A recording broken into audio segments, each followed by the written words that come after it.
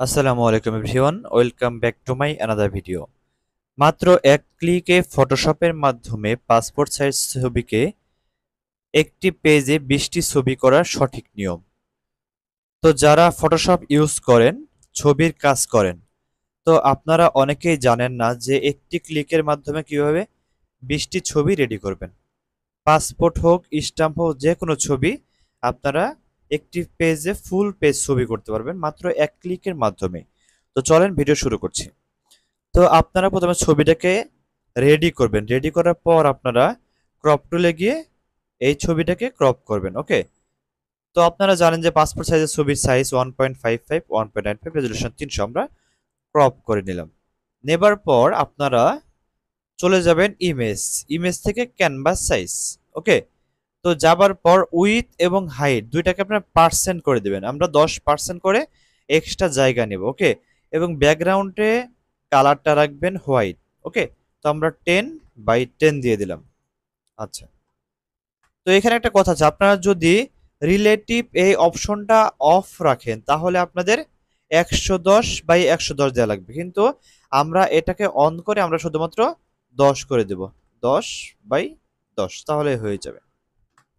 দিয়ে আমরা ওকে প্রেস করলাম। দেখতে পাচ্ছেন চারদিকে একটু জায়গা এক্সট্রা হয়ে গিয়েছে, এটা হচ্ছে আমাদের ছবি কাটার জায়গাটা। ওকে, এবার আমরা কন্ট্রোল এ প্রেস করব, অল সিলেক্ট। আমরা চলে যাব এডিট, যাব হচ্ছে স্ট্রোক। আমরা একদম হালকা একটা স্ট্রোক দিয়ে দেবো। ওকে, আমরা ফুল ব্ল্যাক দেবো না, তাহলে আমাদের কালিটা বেশি লাগবে। আমরা হালকা গ্রে একটা স্ট্রোক দিব, তাহলে আমাদের বুঝতে সুবিধা হবে। আমরা ওকে প্রেস করব এবং হচ্ছে উইথ দেব 1। ওকে প্রেস করলাম। ওকে, এবার আমরা যেটা করব, আমরা হচ্ছে চলে যাব এডিট। এডিট, এটা আমরা ছবিটা সেভ করব আগে।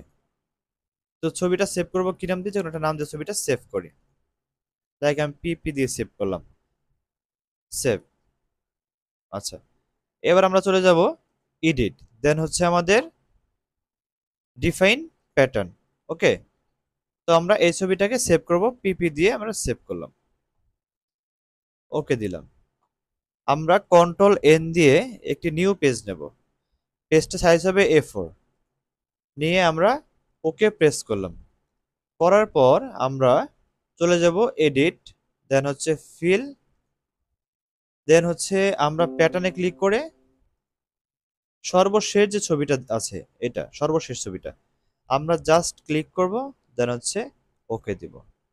তো দেখতেই পাচ্ছেন চলে আসছে 20টি ফটো, কিন্তু এই সাইড দিয়ে একটু জায়গা ছিল, সেই জায়গাটা যতটুকু জায়গা পেয়েছে অতটুকু কাটা ছবি আসছে। আমরা এটাকে ক্রপ করবো একদম জিরো ভ্যালু দিয়ে, কোনো ভ্যালু দেবো না, দিয়ে আমরা হচ্ছে এই 20টা ছবি রাখবো, রেখে এন্টার প্রেস করবো। করে আমরা যদি ছবিটাকে প্রিন্ট দিই তাহলে আমাদের কাজ হয়ে গেল।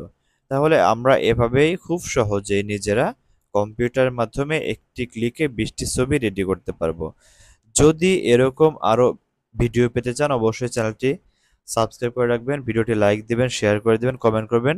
সো ধন্যবাদ সবাইকে সম্পূর্ণ ভিডিওটি দেখার জন্য।